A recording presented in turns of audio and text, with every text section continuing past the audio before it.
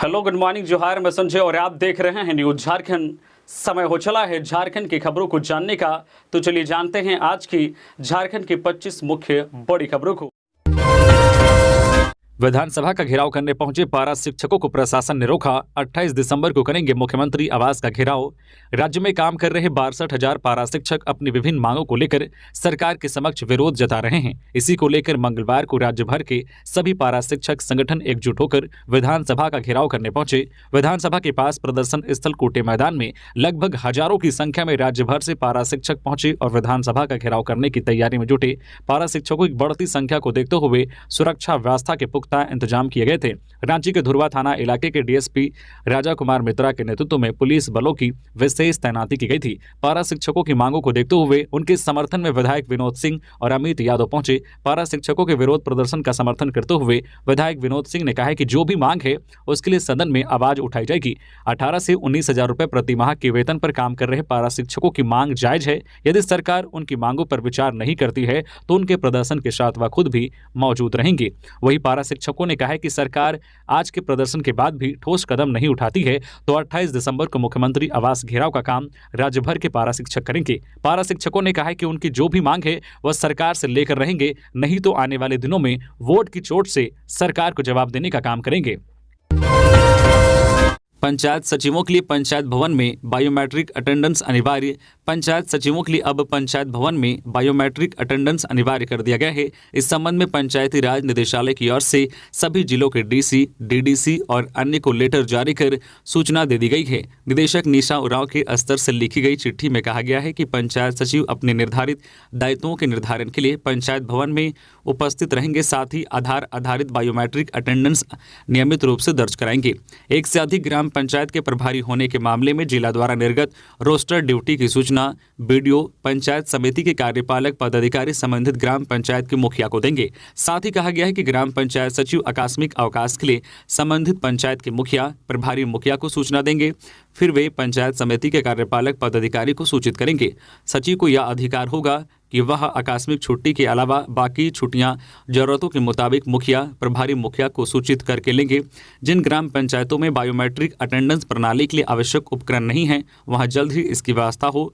ऐसा होने तक सचिव उपस्थिति पंजी पर अपनी हाजिरी दर्ज कराएंगे।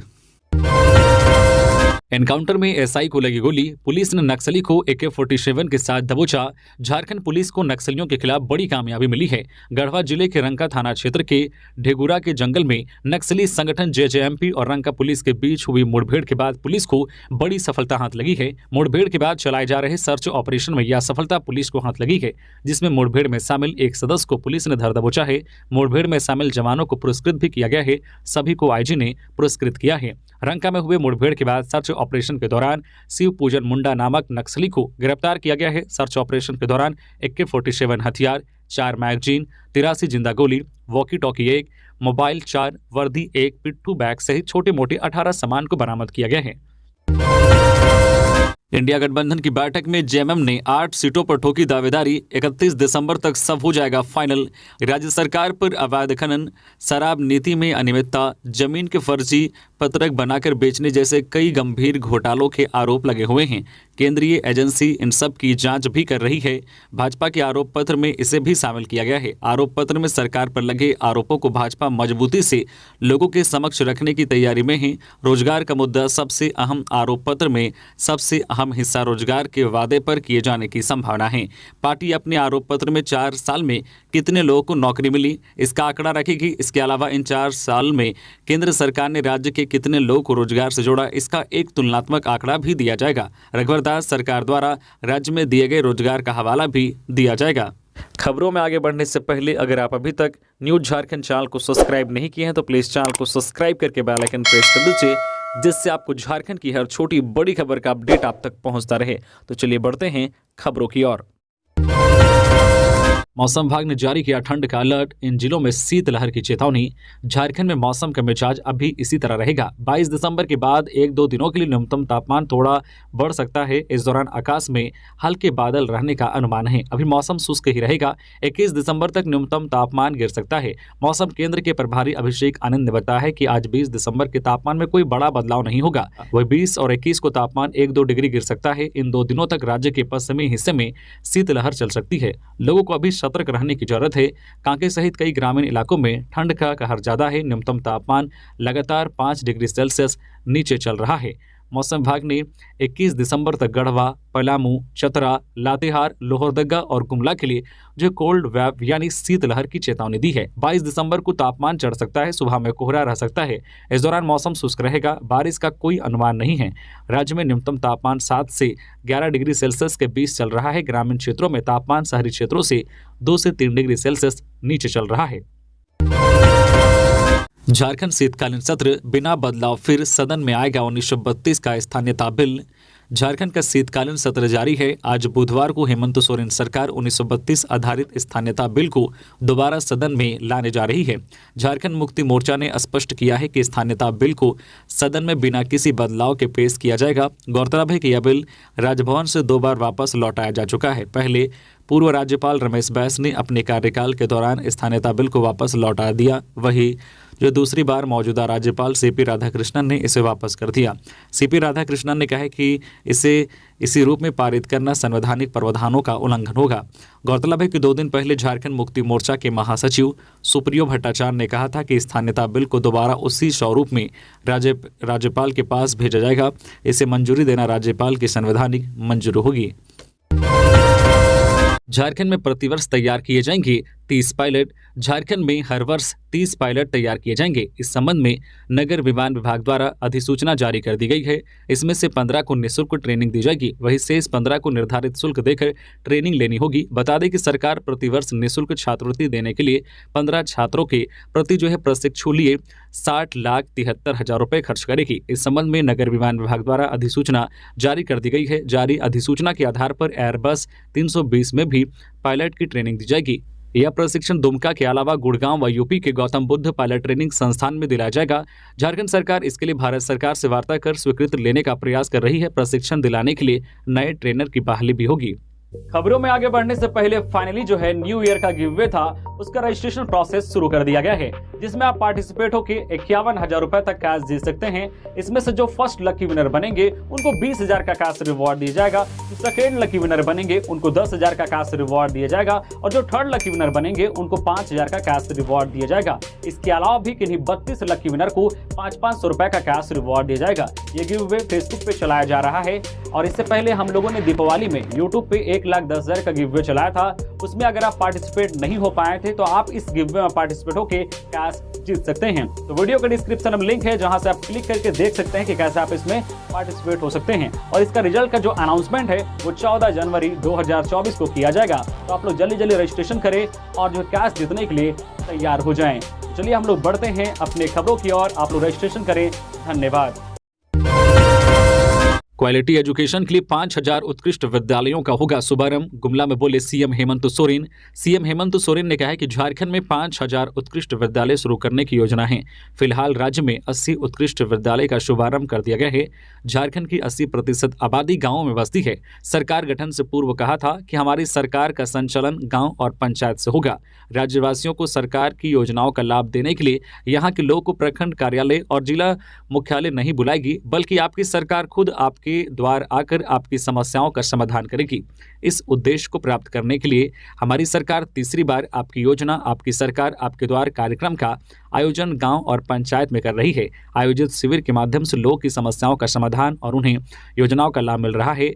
गुमला की कसीरा पंचायत में आयोजित आपकी योजना आपकी सरकार आपके द्वार कार्यक्रम में वे लोगों को संबोधित कर रहे थे। इस दौरान सीएम ने कहा है कि गुमला में 625 करोड़ रुपए की लागत से 800 किलोमीटर ग्रामीण सड़क एवं पथ निर्माण विभाग के तहत 300 करोड़ रुपए की लागत से 200 किलोमीटर सड़क का निर्माण किया जा रहा है। नौ सिंचाई योजना का कार्य 242 करोड़ रुपए की लागत से हो रहा है। 25,000 एकड़ भूमि सिंचित करने का लक्ष्य है। विभिन्न पेंशन योजना के तहत 92,225 लाभुकों को स्वीकृति पत्र दिया गया है। सावित्रीबाई फुले किशोरी समृद्धि समृद्धि योजना के तहत 25,332 किशोरियों को लाभ दिया गया। बिरसा सिंचाई कूप संवर्धन योजना के तहत 3804 लाभुकों को स्वीकृति पत्र दिया गया। मुख्यमंत्री पशुधन विकास योजना के तहत 1050 लाभुकों को स्वीकृति पत्र दिया गया। सामुदायिक वन पट्टा की 95.14 एकड़ भूमि दी गई। साइकिल वितरण योजना के तहत 500 साइकिल का वितरण समेत अन्य लाभुकों को योजनाओं का लाभ दिया गया। झारखंड के सभी जिलों में हेमंत सरकार के खिलाफ 21 दिसंबर को आक्रोश प्रदर्शन करेगी बीजेपी। हेमंत सरकार के खिलाफ 21 दिसंबर को बीजेपी सभी जिलों में आक्रोश प्रदर्शन करेगी। इसकी सूचना बीजेपी प्रदेश अध्यक्ष बाबूलाल मरांडी ने दी। कहा है कि प्रदेश बीजेपी ने राज्य में व्याप्त सत्ता संपोषित भ्रष्टाचार, ध्वस्त विधि व्यवस्था और संवैधानिक संकट के खिलाफ आक्रोश प्रदर्शन करने का निर्णय लिया है। इसकी तैयारी शुरू कर दी गई है। कार्यकर्ताओं को गोलबंद किया जा रहा है। गौरतलब है कि मंगलवार को बाबूलाल मरांडी के नेतृत्व में बीजेपी विधायक दल के 22 विधायकों के प्रतिनिधिमंडल ने राजभवन जाकर राज्यपाल से मुलाकात की है। राज्यपाल से नेताओं ने कहा है कि राज्य में संवैधानिक संकट के हालात हैं। प्रदेश महामंत्री एवं मुख्यालय प्रभारी डॉक्टर प्रदीप वर्मा ने बताया कि सभी जिलों में हजारों की संख्या में आम जनता एवं बीजेपी कार्यकर्ता प्रदर्शन में शामिल होंगे। इधर नेता प्रतिपक्ष अमर बावरी ने कहा है कि राज्य में हजारों युवा बेरोजगार, पारा शिक्षक, अनुबंध कर्मी, संविदा कर्मी सरकार के खिलाफ आंदोलन कर रहे हैं। कुंटी में जनरेटर व मिक्सर मशीन को किया आग के हवाले। प्राथमिकी दर्ज। अड़की और मुरहू की सीमा पर स्थित कंडेर के दनाई नाला में निर्माणाधीन पुल के निर्माण में लगे एक जनरेटर और मिक्सर मशीन को आग के हवाले कर दिया गया। जानकारी के अनुसार सोमवार की रात घटना को अंजाम दिया गया है। इसकी जानकारी मिलते ही मंगलवार की सुबह को पुलिस मौके पर पहुंची और छानबीन शुरू कर दी गई। पुलिस पुल निर्माण कार्य में लगी एजेंसी से भी पूछताछ कर रही है। पुलिस ने नक्सली घटना होने की पुष्टि नहीं की है। एसडीपीओ अमित कुमार ने बताया है कि मामले की छानबीन की जा रही है। इस संबंध में अज्ञात अपराधियों के खिलाफ अड़की थाने में प्राथमिकी दर्ज की गई है। पटना में झारखंड के retired sales tax commissioner Bhim Prasad की मां की हत्या। पटना में झारखंड के retired sales tax commissioner Bhim Prasad की मां की हत्या कर दी गई है। मृतका ललिता देवी की आयु 80 साल थी। खबर है कि ललिता देवी की हत्या लूटपाट करने आए अपराधियों ने की। घटना पटना के बुद्धा कॉलोनी की है। यहां मृतका ललिता देवी एक फ्लैट में अकेली रहती थी। मृतका की पहचान पास में रहने वाले परिजनों ने की है। ललिता देवी की पोती ने सबसे पहले दादी की पहचान की। इधर पुलिस मामले की पड़ताल में जुटी हुई है। पुलिस ने कहा है कि अपराधी बहुत अधिक सामान लूटकर नहीं ले गए हैं, इसलिए हत्या लूटपाट के ही उद्देश्य से ही की गई है। ऐसा फिलहाल नहीं कहा जा सकता है। पुलिस सभी एंगल से मामले की जाँच कर रही है। झारखंड में नक्सलियों की साजिश फिर नाकाम। 2 आईडी बम बरामद। सुरक्षा बलों को सर्च ऑपरेशन के दौरान मिली कामयाबी। झारखंड पुलिस ने एक बार फिर नक्सलियों की साजिश नाकाम कर दी है। पश्चिमी सिंहभूम जिले में सुरक्षा बलों ने नक्सल ऑपरेशन के दौरान 2 आईडी बम बरामद किया है। पुलिस को नुकसान पहुंचाने के उद्देश्य से ये आईडी बम लगाए गए थे। जिला पुलिस व सुरक्षा बलों द्वारा नक्सलियों के खिलाफ चलाए जा रहे संयुक्त अभियान के दौरान मंगलवार को टोंटो थाना अंतर्गत पाटा तोरप एवं चिड़िया बेड़ा गांव के बीच जंगली और पहाड़ी क्षेत्रों में सुरक्षा बलों को टारगेट करने के उद्देश्य से नक्सलियों द्वारा पूर्व में लगाए गए 10 केजी व 5 केजी के 2 आईडी बम बरामद किए गए हैं। बरामद दोनों आईडी बमों को सुरक्षा के दृष्टिकोण से बम निरोधक दस्ते के सहयोग से मौके पर ही नष्ट कर दिया गया है। झारखंड में बाढ़ से निपटने के लिए रांची के धुरवा डैम में 21 दिसंबर को मॉक ड्रिल तैयारियों की हुई समीक्षा। झारखंड में बाढ़ से निपटने के लिए धुरवा डैम में 21 दिसंबर को मॉक ड्रिल किया जाएगा। आपदा प्रबंधन विभाग की एक टेबल टॉप एक्सरसाइज मंगलवार को धुरवा स्थित आपदा प्रबंधन विभाग के सभागार में की गई। इस अवसर पर सभी संबंधित विभागों के पदाधिकारी एवं जिलों के पदाधिकारी वीडियो कॉन्फ्रेंसिंग के माध्यम से जुड़े थे। राष्ट्रीय आपदा प्राधिकरण भारत सरकार के ब्रिगेडियर वीरेंद्र ठाकुर की अध्यक्षता में झारखंड में बाढ़ से निपटने के लिए झारखंड राज्य आपदा प्रबंधन प्राधिकरण एवं सभी संबंधित विभागों की तैयारियों की समीक्षा की गई। उन्होंने कहा कि झारखंड में यदि बाढ़ आती है तो रेस्क्यू और जान माल की सुरक्षा की तैयारी पुख्ता रखनी है। हर एक जान कीमती है और हर एक जान बचाने के लिए हमें अपनी तैयारी मजबूत रखनी है। सभी संबंधित विभागों को आपस में समन्वय स्थापित करते हुए कार्य करना है। सदन के बाहर भाजपा विधायकों का प्रदर्शन। सदन में सांसदों को बाहर करने का सरकार ने लिया प्रतिशोध। सदन के भीतर नियोजित सहित अनुबंध पर नियुक्त कर्मचारियों को नियमित करने की बात को रखते हुए भाजपा के विधायकों ने आवाज बुलंद की। इस दौरान विधानसभा स्पीकर नाराज हो गए। उन्होंने भाजपा के 2 विधायकों भानु प्रताप शाही और बिरंची नारायण को पूरे सत्र से निलंबित कर दिया। वहीं जेपी पटेल को भी बाहर कर दिया। इसके बाद भाजपा के विधायकों ने स्पीकर की कार्रवाई का विरोध करते हुए वॉकआउट कर गए। स्पीकर की ओर से की गई इस कार्रवाई को भाजपा के विधायकों ने प्रतिशोध से प्रेरित बताया है। नेता प्रतिपक्ष अमर बावरी ने कहा है कि संसद में सांसदों को निलंबित किए जाने का प्रतिशोध यहां लिया गया है। हम इसका पुरजोर विरोध करते हैं। उन्होंने कहा है कि जनता की बात करना, युवाओं की बात करना, रोजगार की बात करना अगर सरकार को अपराध लग रहा है तो हम अपराधी हैं और यह अपराध आगे भी करते रहेंगे। बीजेपी की राज्यपाल से फरियाद, राज्य में है संवैधानिक संकट, ले एक्शन। प्रदेश भाजपा के मुताबिक राज्य में संवैधानिक संकट की स्थिति है। मंगलवार को राजभवन में राज्यपाल सीपी राधाकृष्णन से भेंट कर उन्हें इस संबंध में लिखित ज्ञापन देते हुए जरूरी लीगल एक्शन लेने की भी अपील की। प्रदेश भाजपा अध्यक्ष और पूर्व सीएम बाबूलाल मरांडी तथा नेता प्रतिपक्ष अमर बावरी के नेतृत्व में भाजपा विधायकों ने राज्यपाल से भेंट के क्रम में राज्य में विधि व्यवस्था, भ्रष्टाचार को लेकर भी शिकायत की। ज्ञापन के जरिए कहा गया है कि राज्य में विधि व्यवस्था पस्त है। सरकार की वादा खिलाफी ने समाज के हर वर्ग को आंदोलन के लिए मजबूर किया है। सत्ता संपोषित भ्रष्टाचार ने रिकॉर्ड बनाया है। यहां अब सीएम भी संवैधानिक संस्थानों को ठेंगा दिखा रहे हैं। 6 बार समन के बावजूद ईडी कार्यालय पूछताछ के लिए नहीं गए, बल्कि ईडी के बारे में बयान देकर संवैधानिक मर्यादाओं को तार तार कर रहे हैं। राज्यपाल विधि सम्मत कार्रवाई करे। 2024-25 बजट, 12 जनवरी तक बजट प्राक्कलन व COBT जमा करने का मिला समय। वित्त विभाग ने आगामी वित्त वर्ष 2024-25 के लिए झारखंड का बजट प्राक्कलन व COBT समर्पित करने की समय सीमा बढ़ा दी है। अब दिसंबर के बजाय हर हाल में 12 जनवरी 2024 तक सभी विभागों को बजट प्राक्कलन समर्पित करने का निर्देश दिया गया है। इससे पहले सामान्य बजट प्राक्कलन का 8 दिसंबर व फिर इसे बढ़ाकर 15 दिसंबर तक किया गया था, लेकिन समीक्षा में यह बात सामने आई कि अधिकांश विभागों ने अभी तक प्राक्कलन तैयार नहीं किया है। ऐसे में एक बार फिर 12 जनवरी तक अवधि विस्तार दिया गया है। हालांकि स्थापना संबंधित बजट 26 दिसंबर तक और सामान्य बजट, राज्य केंद्र प्रायोजित स्कीम, केंद्रीय sector scheme, 100% central fund scheme का प्राक्कलन 12 जनवरी तक वेबसाइट में अपलोड करने का समय दिया गया है। मां ने अपने ही बच्चे पर किया जानलेवा हमला, जिंदगी और मौत से अस्पताल में लड़ रहा जंग। धनबाद के झरियापाड़ा में सोमवार रात को एक दर्दनाक घटना घटी। यहां एक मां ने अपने ही बच्चे पर धारदार हथियार से जानलेवा हमला कर दिया।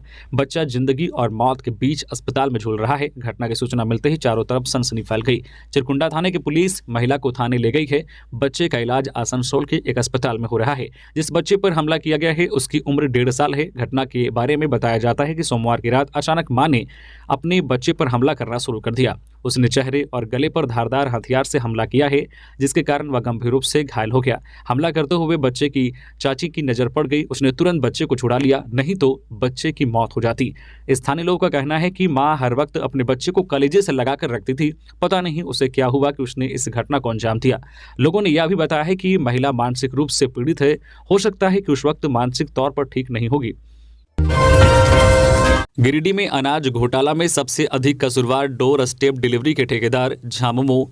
गिरिडीह में अनाज वितरण से लेकर गोदाम से राशन डीलर तक पहुंचाने वाले डोर स्टेप डिलीवरी के ठेकेदारों के खिलाफ अपर सचिव ने जांच शुरू कर दी है। मंगलवार को ही अपर सचिव ने कई इलाकों में पहुंचकर मामले की जांच की तो बड़े पैमाने पर गड़बड़ी सामने आई। वहीं अब झामुमो अध्यक्ष संजय सिंह ने प्रेस वार्ता कर राज्य सरकार और डीसी से दोषियों के खिलाफ कार्रवाई की मांग की और कहा है कि जिस तरह से जिले में करोड़ों रुपए का अनाज घोटाला हुआ है उससे राज्य सरकार की छवि पर असर पड़ रहा है। इस अनाज घोटाला के कसूरवार जो लोग हैं उनके खिलाफ कार्रवाई भी जरूरी है, क्योंकि स्टेट फूड कॉरपोरेशन के गोदाम से राशन डीलर तक अनाज पहुंचाने की जिम्मेवारी डोर स्टेप डिलीवरी के ठेकेदारों पर है। अब सारा आरोप इन दोनों जो संवेदक भाइयों पर ही लग रहा है। झामुमो अध्यक्ष ने कहा है कि जो है एजीएम और प्रखंड आपूर्ति पदाधिकारी तक भी अनाज घोटाले में शामिल हैं। ऐसे में जांच कर इन दोषियों के खिलाफ कार्रवाई जरूर होनी है। प्रेस वार्ता में झामुमो नेता अभय सिंह, राकेश सिंह, टुन्ना और दिलीप रजक समेत कई शामिल थे। गिरिडीह के बगोदर के प्रवासी मजदूर की हैदराबाद में मौत, परिवार में मचा कोहराम। गिरिडीह के बगोदर के प्रवासी मजदूर की मौत मंगलवार को हैदराबाद में हो गई। मृतक 22 वर्षीय किशुन रविदास बगोदर के दामा गांव का रहने वाला था और हैदराबाद में एक प्राइवेट कंपनी में मालगाड़ी के डिब्बे में तिरपाल ढकने का काम करता था। मंगलवार को किशुन रविदास मालगाड़ी में तिरपाल कवर करने के क्रम में एक सुपरफास्ट ट्रेन की चपेट में आ गया, जिससे उसकी मौत मौके पर हो गई। 22 वर्षीय प्रवासी मजदूर की मौत की जानकारी परिजनों को देर शाम जब गांव में मिली तो परिवार में कोहराम मच गया। उसके परिवार में पत्नी और 2 बच्चे हैं। इधर सामाजिक कार्यकर्ता सिकंदर अली ने किशुन रविदास की मौत पर अफसोस जाहिर करते हुए कहा है कि तमाम प्रयास के बाद भी राज्य सरकार द्वारा प्रवासी मजदूरों को लेकर कोई पहल नहीं हो रही है। माइक्रोसॉफ्ट में 51 लाख का पैकेज मिला, बोकारो थर्मल की अदिति को डीएवी के प्राचार्य ने किया सम्मानित। माइक्रोसॉफ्ट कंपनी में बतौर सॉफ्टवेयर इंजीनियर बोकारो थर्मल निवासी सह डीवीसी जो है सीएसआर कोनार डैम के कर्मी सुनील कुमार एवं अंजलि सिन्हा की पुत्री तथा डीएवी स्वांग की छात्रा अदिति स्नेहा को स्कूल के प्राचार्य डॉक्टर एसके शर्मा ने मंगलवार को स्कूल में आमंत्रित कर शॉल ओढ़ाकर सम्मानित किया। प्राचार्य ने छात्र के साथ साथ उसके माता पिता को भी सम्मानित किया। मौके पर स्कूल के उप प्राचार्य निर्मल बेहुरा आर.के. अग्रवाल भी उपस्थित थे। प्राचार्य ने कहा है कि अदिति ने स्कूल का नाम रोशन किया है। अदिति डीएवी स्वांग से वर्ष 2019 में 12वीं साइंस की परीक्षा में स्कूल टॉपर रही थी। बीआईटी देवघर से कंप्यूटर साइंस से बीटेक 2023 में उत्तीर्ण किया। बीटेक के दौरान ही माइक्रोसॉफ्ट कंपनी ने अदिति को 51 लाख के पैकेज पर प्लेसमेंट दिया था। अदिति ने जुलाई में कंपनी में पदभार ग्रहण किया। वह अपनी सफलता का सारा श्रेय स्कूल के प्राचार्य, शिक्षकों, अपने माता पिता एवं स्वयं की मेहनत को देती है। भानु और बिरंची का निशाना हेमंत सरकार नहीं बल्कि दलित नेता प्रतिपक्ष हैं। बीजेपी विधायकों की हंगामा पर इरफान। विधानसभा में बीजेपी विधायक भानु प्रताप शाही और बिरंची नारायण के हंगामे करने पर कांग्रेस विधायक इरफान अंसारी ने एक अलग ही बात कही। इरफान ने कहा कि दोनों विधायक सदन में हंगामा इसलिए नहीं कर रहे थे कि वे हेमंत सरकार को घेरना चाहते थे, बल्कि उनको तकलीफ अपनी ही पार्टी के नेता प्रतिपक्ष से है जो कि दलित समुदाय से आते हैं। दलित नेता प्रतिपक्ष की मौजूदगी में अगर सरकार काम करती है तो इसका श्रेय उनको यानी अमर बावरी को भी जाता है। कहा कि सदन से निलंबित किए गए भानु प्रताप और बिरंची नारायण यही नहीं चाहते हैं, वह इसी सोच और साजिश के तहत सदन में हंगामा कर रहे थे। लकड़ी लदा ट्रैक्टर खाई में पलटा, दबने से एक व्यक्ति की मौत। कोडरमा के सतगावा थाना क्षेत्र के कोठियार पंचायत की पचाने गांव में मंगलवार को सड़क हादसे में एक व्यक्ति की मौत हो गई। घटना थाना क्षेत्र के कोठियार पंचायत की पचाने गांव के पास की है। लकड़ी लदे ट्रैक्टर के गड्ढे में पलटने से वाहन पर सवार एक व्यक्ति की मौके पर ही मौत हो गई। मृतक की पहचान पचाने निवासी नारायण राय उम्र 55 वर्षीय के रूप में हुई है। बताया जाता है कि ट्रैक्टर पचाने जंगल के पास से लकड़ी लोड कर शराब बनाने में उपयोग करने के लिए लकड़ी लेकर चला था। रास्ते में पचाने के पास वाहन अनियंत्रित होकर गड्ढे में जा पलटा। वाहन को पलटता देख आसपास से ग्रामीण दौड़ पड़े और उन्होंने पलटे हुए ट्रैक्टर के नीचे दबे व्यक्ति को बाहर निकाले जाने तक मौत हो चुकी थी। धनबाद उत्पाद विभाग ने अवैध शराब किए जब्त। प्रेमनगर में बन रहा था अवैध शराब। 70 लीटर स्प्रिट और 80 लीटर अवैध शराब बरामद। क्रिसमस और नए साल के सेलिब्रेशन को देखते हुए जिले का उत्पाद विभाग सख्ती अपना रहा है। इसी क्रम में विभाग ने कार्रवाई करते हुए भारी मात्रा में अवैध शराब जब्त किया। विभाग की ओर से यह कार्रवाई माड़ा कॉलोनी के प्रेमनगर में किया गया है। यहां से उत्पाद विभाग ने 70 लीटर स्प्रिट और 80 लीटर अवैध शराब बरामद किया है। हजारीबाग की गीता बनी भारतीय महिला ब्लाइंड क्रिकेट टीम की उपकप्तान। झारखंड की हजारीबाग की गीता महतो भारतीय ब्लाइंड महिला क्रिकेट टीम की उपकप्तानी कर रही है। हाल ही में मुंबई में आयोजित 5 दिवसीय क्रिकेट प्रतियोगिता के फाइनल में जिस टीम ने नेपाल को हराकर खिताब जीता, गीता उसकी उपकप्तान हैं। विश्व क्रिकेट में सबसे सफल कप्तान महेंद्र सिंह धोनी को अपना आदर्श मानने वाली गीता महतो उन्हीं के नक्शे कदम पर चलना चाहती है। हजारीबाग के केरेडारी प्रखंड स्थित सलगा गांव में दुखन महतो और चंपा देवी के घर 10 जुलाई 2007 को जन्मी गीता महतो की कामयाबी इतनी भी आसान नहीं थी, उन्हें काफ़ी संघर्ष करना पड़ा। इसी तरीके से झारखंड की हर छोटी बड़ी खबर से अपडेट रहने के लिए आप हमारे व्हाट्सएप चैनल को भी फॉलो कर सकते हैं, जिसका लिंक वीडियो के डिस्क्रिप्शन में दिया हुआ है।